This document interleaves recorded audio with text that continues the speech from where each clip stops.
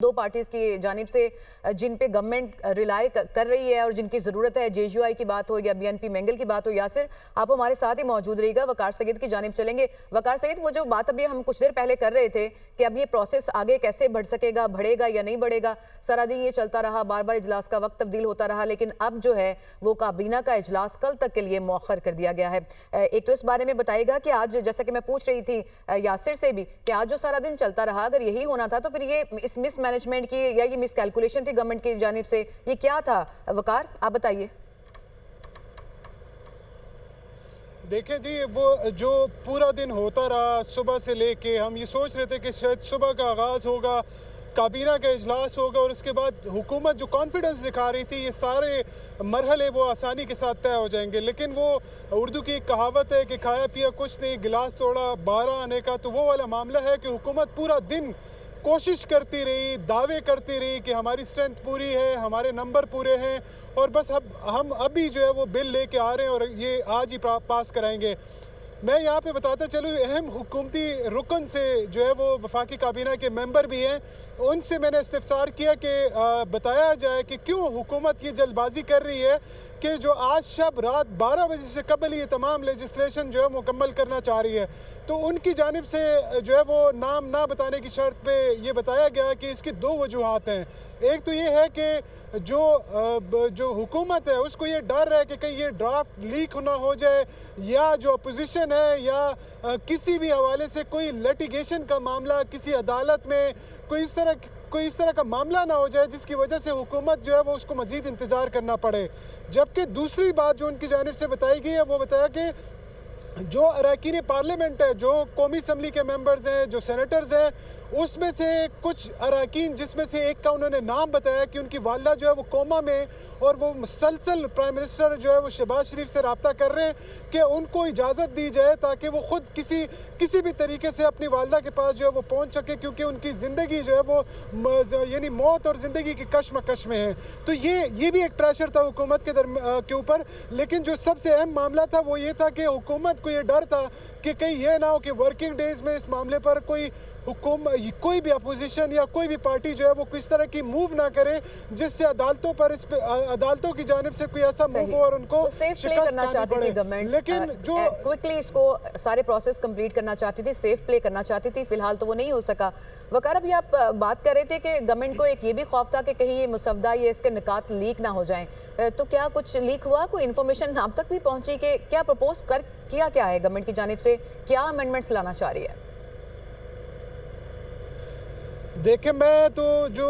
Meeting हुई है पाकिस्तान तहरीक इंसाफ की और जेयूआईफे के, उसमें जो ज़राए हैं उन्होंने कंफर्म किया है कि मौलाना फजल रहमान की जानिब से पाकिस्तान तहरीक की जो क़यादत थी उनके साथ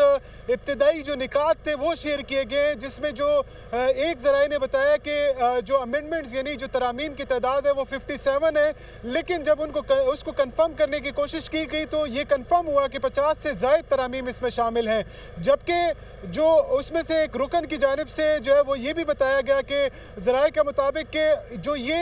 तरामीम है इसमें जो खुसूसी तौर पर जो इंसानी हुकूक से मुतल्लिक है, जो रियासत के बुनियादी ढांचा है उससे मुतल्लिक तरामीम भी इसमें शामिल हैं। यानी उन्होंने जो तनकीदी अंदाज में ये कहा कि इसमें काजी फाइज ईसा जो है वो निशाना है, लेकिन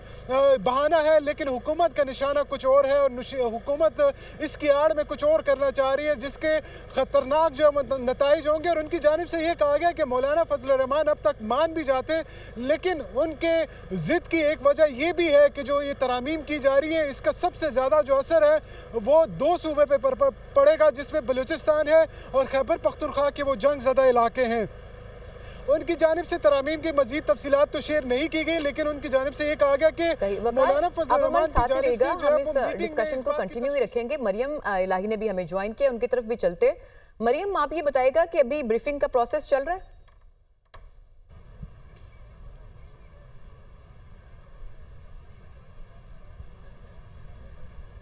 जी बिल्कुल ऐसा ही है। ब्रीफिंग का प्रोसेस जो है इस वक्त चल रहा है। मीडिया के जितने नुमाइंदगान हैं वो कमेटी रूम के बाहर ही मौजूद हैं ताकि किसी भी तरह की जो अपडेट उन्हें मिलती है वो उसको शेयर कर सकें। इस वक्त आपको बताया चले कि सादिक सिंजरानी की जो है वो सहाफ़ियों से गुफ्तगू हुई, लेकिन वो बहुत ही ब्रीफ गुफ्तगू थी। उनकी चूँकि मीटिंग सी चल रही स्पीकर के साथ, उन्होंने वहाँ से जो ही बाहर निकले तो उनसे पूछा गया सहाफ़ी की जानिब से कि क्या कोई खुशखबरी अपोजिशन की तरफ आ रही है या कोई खुशखबरी हुकूमत की तरफ आ रही है। तो उन्होंने कहा कि इसका जो जवाब है वो इस वक्त वो नहीं दे सकते। इसका जवाब इस वक्त देना जो है कबल अज़ वक्त है। इसी तरह की जो बॉडी लैंग्वेज है तमाम लीडरान की देखने में नज़र आ रही है, लेकिन जब कोई चीज़ बाहर आती है तो उसको हम अपडेट करते हैं। यहाँ इस वक्त तो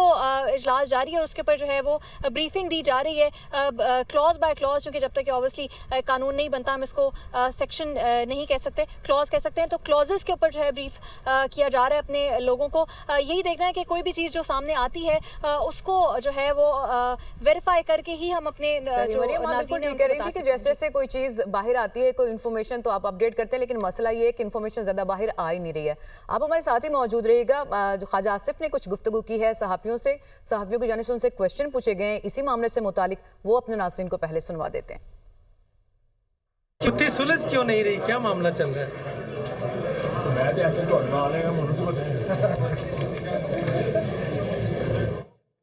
सही मरियम, आपने सुना कि जब ख्वाजा आसिफ से भी ये क्वेश्चन किया गया कि गुत्थी नहीं सुलझ रही है, मामला क्या है, तो वो भी कहते हैं कि मुझे तो खुद नहीं पता है। यही सूरत हाल है। आप चूँकि मौजूद हैं यहाँ पे और मुख्तलिफ जो लीडर हैं सियासी जमातों के जो कायदीन हैं उनसे थोड़ी बहुत गुफ्तगू भी हो रही है इन राहदारियों में, तो इसी तरह का रिस्पॉन्स आपको भी सुनने को मिल रहा है मुख्तलिफ लीडर्स की जानिब से?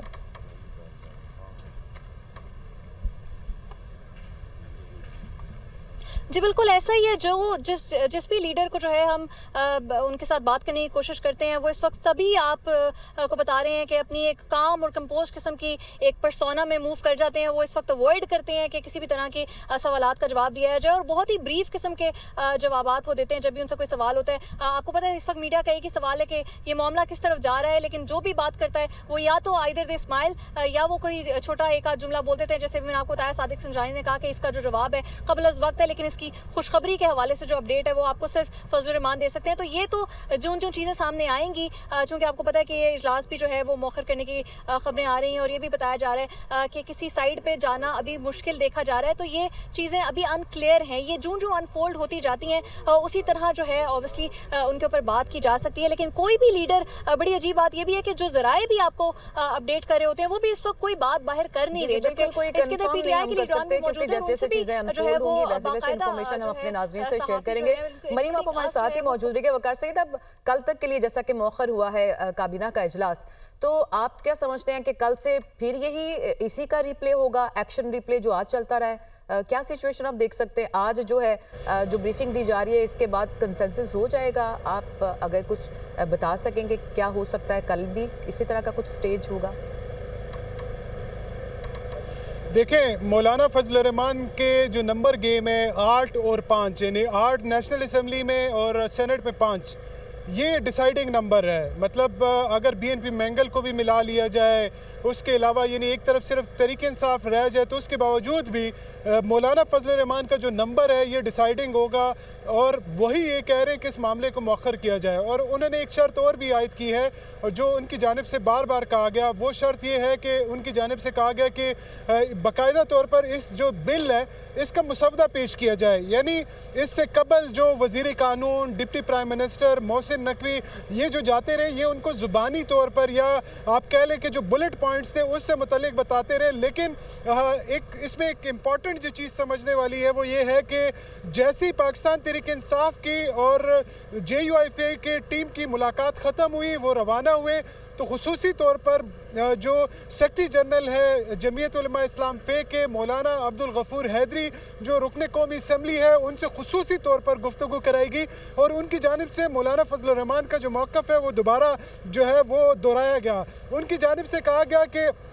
जब तक मुसवदा जो है वो शेयर नहीं किया जाता उस पर जो है वो वोट नहीं दे सकेंगे और उस पर कोई राय भी नहीं कायम कर सकेंगे। इसी तरह जो अपोजिशन जमातें हैं जिसमें पाकिस्तान तहरीक इंसाफ है, BNP मैंगल है, सुन्नी इत्तेहाद कौंसिल है, जमीयत उलमा इस्लाम फ़े है, उनके दरमियान ये चीज़ तय हुई है। जो आखिरी मुलाकात है, ज़राए के मुताबिक ये फैसला किया गया है कि किसी भी जमात के पास जो यानी इस बिल की कापी आती है तो वो बाकायदा तौर पर जो मुतलका लीगल टीम है वो उसको आगाह करेगी। इस बात पर भी इत्तेफाक किया गया है कि जो दीगर जमातों की यानी अपोजिशन जमातों की जो मुख्तलिफ लीगल टीमें हैं वो इस पर सर जोड़ कर बैठेगी और उससे वकार, ये तो हो गया वो प्रोसीजर जो कि बनता है और जो होना चाहिए था, ब्रीफ किया जाना चाहिए था तमाम सियासी जमातों को कि एक्चुअली प्रपोज किया क्या जा रहा है, कौन सी तरमीम है जो करने जा रही है गवर्नमेंट, और उसके बाद ही उनका वोट देने या ना देने का फैसला हो सकेगा जब उनको ब्रीफ किया जाएगा। ये तो हो गया लीगल प्रोसेस। लेकिन वकार, आज जब रूठने और मनाने की बातें हो रही थी तो कुछ गिव एंड टेक की बात भी हो रही थी। क्या आपको इस बारे में कोई इन्फॉर्मेशन मिली कि क्या डिमांड्स रखी जा रही हैं, क्या गवर्नमेंट एग्री कर रही है, क्या गिव एंड टेक का प्रोसीजर चल रहा है? देखिए, शहर इक़्तिदार हो और यहाँ पे क्यासा राइयाँ ना हो या पार्लिमानी राहदारियाँ हो, पावर कॉरिडोर्स हो, वहाँ पे स्पेकुलेशंस ना हो, ये ऐसा मुमकिन नहीं है। तो यहाँ पे मैं आपको पूरे दिन का अगर अहवाल बताऊँ तो एक तरफ ये भी सुनने को मिला कि मौलाना फजल रहमान ने बड़ा घर यानी प्रेसिडेंसी जो है वो मांगी है। फिर उसके बाद जो दिन गुजरता रहा, मुलाकातें होती रहीं, कहीं से खबरें चली कि मौलाना मान गए, तो उसके बाद एक और अफवाह जो है वो सामने आई कि शायद जो है वो इसहाक डार को कुर्बानी देनी पड़ेगी और बिलावल भुट्टो जरदारी जो है वो यानी एक रूमर्स के तौर पर ये सामने आ रहा था कि वो डिप्टी प्राइम मिनिस्टर होंगे और वही वजीर खारजा होंगे, यानी इसहाक डार को रिप्लेस करेंगे। जबकि इससे मुतालिक जब हम अपने दोस्तों से पूछते रहे तो उनकी जानिब से कहा गया कि आपने इसहाक डार का जो एग्रेसिव बिहेवियर है क्या आपने वो नहीं देखा, वही सब कुछ बता रहे हैं। लेकिन इस वक्त बुनियादी तौर पर जो गिव टेक है वो तब होती जब मौलाना मानते तो मौलाना उसके अगेंस्ट जो है वो डिमांड रखते हैं। इस वक्त जो मौलाना का जो स्टांस है वो बिल्कुल इनिशियल स्टेज पे है, यानी अगर मेरा किसी के साथ भी कोई लेन देन है और उसमें अगर बुनियादी तौर पर जो पेपर है यानी जो मुसवदा है वही तय ना हो तो आप कैसे ये समझ सकते हैं कि उससे बातें जो है वो आगे जाएंगी। तो यकीनी तौर पर साथ ही मौजूद रहेगा, इसी डिस्कशन को हम आगे भी बढ़ाएंगे। लेकिन सादिक संजानी साहब ने गुफ्तगू की है मीडिया के कुछ नुमाइंदों से, पहले अपने नाजरीन को वो सुनवा देते हैं। मोटी मोटी बातें बताई हैं सरदार साहब के लिए, तो ये अभी सरदार साहब को बताएंगे जी सर, और उसके बाद फिर इंशाल्लाह फिर अभी आ रहा है पार्लियामेंट में आप लोग कि आज कानूनसाजी हो रही है, कल तक जाएगा मामला। ये अभी जो कमेटी की मीटिंग हो रही है उसके बाद फिर क्या बीएनपी को मना सकेंगे सर सरदार अख्तर वेंगर उनकी पार्टी को? ये तो अभी कबल वक्त है। तो सादिक संजरानी साहब से भी क्वेश्चन हो रहे थे, बड़े नपे तुले जवाब में वो भी आंसर कर रहे थे। जैसे हमने देखा कि मुख्तलिफ सियासी जमातों के जो लीडर्स हैं या जो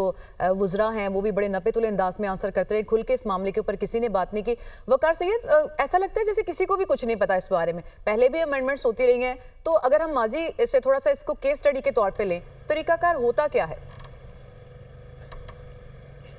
देखिए,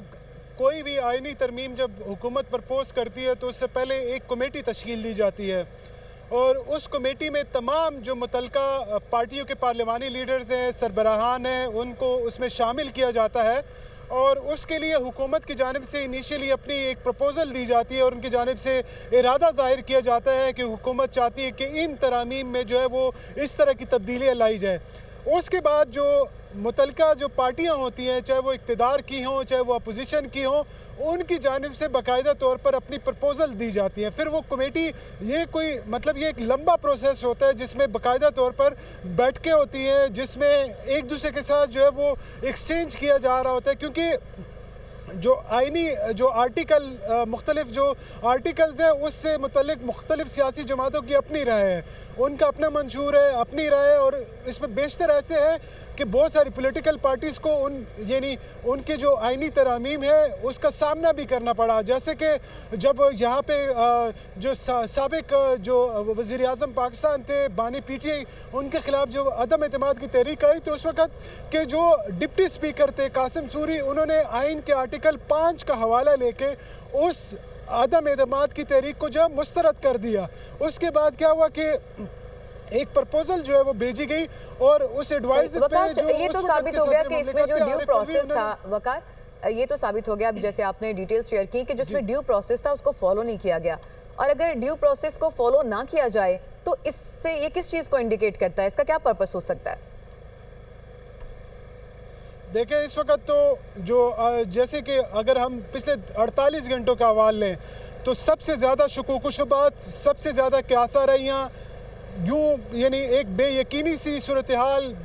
जो हुकूमती अरकान थे वो तो छोड़ें, जो कैबिनेट मेंबर्स थे, इवन के आज जब चौधरी सालिक जो वफाकी वज़ीर मजहबी अमूर है वो काबीना के इजलास में 3 बजे पहुँचे और वहाँ पर उनको बताया गया कि काबीना का इजलास जो है वो मज़ीद मौखर हो चुका है। यानी जब आप चीज़ों को जो है वो कोऑर्डिनेशन के साथ नहीं करते, मुशावरत के साथ नहीं करते और कंसल्टेशन के साथ नहीं करते, तो एक ह्यूज जो है वो कंफ्यूजन क्रिएट होती है और उस कंफ्यूजन का फिर यही नुकसान होता है कि आज सुबह से तमाम जो मुल्क है, ये तमाम जो हमने सारा दिन देखी और इसका हमें नुकसान ये होता है कि individually मुख्तलिफ तरह की कयासराइयाँ की जाती हैं, कुछ खबरें तरह तरह की सामने आती हैं, एक हिजान की कैफियत पैदा हो जाती है और यही कैफियत हम सारा दिन आज देखते रहे। वकार, आप हमारे साथ ही मौजूद रहिएगा। यासिर मलिक ने भी हमें ज्वाइन किया। यासिर, जैसा कि कुछ देर पहले आप ये खबर दे रहे थे कि वफाकी काबीना का इजलास अब कल तक के लिए मौखर कर दिया गया है, तो क्या कोई वक्त भी दिया गया है कल के इजलास के लिए?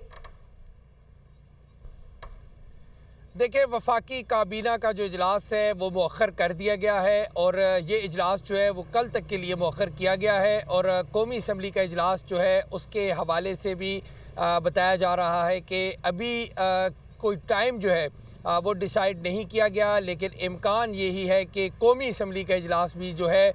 वो कल तक मुलतवी किया जा सकता है। और इसी तरह से वोटिंग के हवाले से भी चूँकि मौलाना फजल रहमान जो है वो इस वक्त खसूसी कमेटी के इजलास में शरीक हैं और मौलाना फजल रहमान की जानिब से कहा गया था कि इस बिल को फिल फौर जो है वो मौखर किया जाए। इसके मुसवदे की कॉपियाँ जो हैं वो तमाम पार्टी रहनुमाओं को दी जाएँ ताकि वो उसको पढ़ सकें और पढ़ने के बाद जो उनकी कानूनी टीम है तमाम पॉलिटिकल पार्टीज़ की, जो अपोजिशन भी है, वो उसको पढ़ने के बाद अपनी कानूनी टीम के साथ इस पर मशावरत भी कर सके। खसूसी कमेटी का इजलास इस वक्त भी सैयद खुर्शीद शाह की ज़ेर सदारत जारी है और इस इजलास में जो मौलाना फजल रहमान हैं उनकी जानिब से मुख्तलिफ़ तजावीज़ जो हैं वो इस वक्त सामने रखी जा रही हैं और जो खसूसी कमेटी के जो दीगर मेंबरान हैं उनकी जानिब से भी ये राय दी गई है चेयरमैन कमेटी को कि आज के रोज़ जो है वो इस कार्रवाई को जो है वो मौखर किया जाए और अगर वोटिंग होनी भी है तो इसको कल पर ले जाया जाए और उससे पहले इस मुसवदे की ब्रीफिंग जिस तरह से अटॉर्नी जनरल जो है वो इस वक्त मौजूद है कमेटी में उनसे ले ली जाए और अगर किसी जमात के जिस तरह से तहफ़्फ़ुज़ात हैं उनको भी दूर करने का मज़ीद वक्त जो है वो दे दिया जाए। तो खसूसी कमेटी का इजलास जारी है। कौमी असम्बली का इजलास जो है वो 10 बजे बुलाया गया था, लेकिन 10 बजे से ये डिमांड रखी गई है कि इसको मौखर किया जाए और ये बिल का मुसवदा तमाम पार्टीज़ को दे दिया जाए ताकि वो इसको देख सकें, इसके ऊपर मुशावरत कर सकें अपनी पार्टी में और फिर ही वो कोई फैसला ले सकते हैं और ये ड्यू प्रोसेस भी है, इसको तो पहले ही ऐसे होना चाहिए था। लेकिन यासिर, आप चूँकि सारा दिन मुलाकातें भी कवर करते रहे हैं, सारा दिन आप सारी सिचुएशन से मुतालिक अपडेट भी करते रहे हैं, तो मौलाना फजल रहमान चूँकि बहुत ज़्यादा इंपॉर्टेंट हो गए हैं अपोजिशन के लिए भी और गवर्नमेंट के लिए भी अचानक से, तो अपनी इस जो सूरत हाल है ऑब्वियसली वो इसका कोई फ़ायदा भी उठाएंगे, कोई जो गिव एंड टेक की बातें हो रही हैं इससे मुतालिक भी आपके पास कोई इन्फॉर्मेशन है कि क्या मनवाना चाह रहे हैं मौलाना साहब और कितना मानने को गवर्नमेंट तैयार है? देखें, जो मौलाना फजल रहमान के राइट और लेफ़्ट जो लोग हैं, जो उनकी किचन कैबिनेट के लोग जिनको तस्वर किया जाता है, वो तो ये कहते हैं कि अभी तक मौलाना फजल रहमान की जानिब से कोई डिमांड जो है वो हुकूमत के सामने नहीं रखी गई। वो इस वजह से कहते हैं कि अभी तक डिमांड इसलिए नहीं रखी गई कि अगर हम माजी में चले जाएं तो पीडीएम की जब हुकूमत बनी थी तो पीडीएम का करता धरता मौलाना फजल रहमान थे, पीडीएम के सरबराह थे। एक प्लेटफॉर्म के ऊपर तमाम उस वक़्त की जमातों को मौलाना फजल रहमान लेकर आए थे। इवन यहाँ तक कि पाकिस्तान पीपल्स पार्टी जो है उसने पीडीएम का बाइकआउट कर दिया था, वो नाराज़ होकर चली गई थी, लेकिन उसके बावजूद जब गवर्नमेंट बनी तो उस गवर्नमेंट में सब शामिल थे जिसमें मौलाना फजल रहमान को भी जो है वो वजारतें भी दी गई थी और उनका ख्याल भी रखा गया था। लेकिन पीडीएम के दौर में कुछ वादे ऐसे हैं जो मौलाना फजल रहमान के साथ किए गए थे कि आइंदा जब हुकूमत बनेगी तो उसमें जो उनको शेयरिंग दी जानी थी वो उनको नहीं दी गई।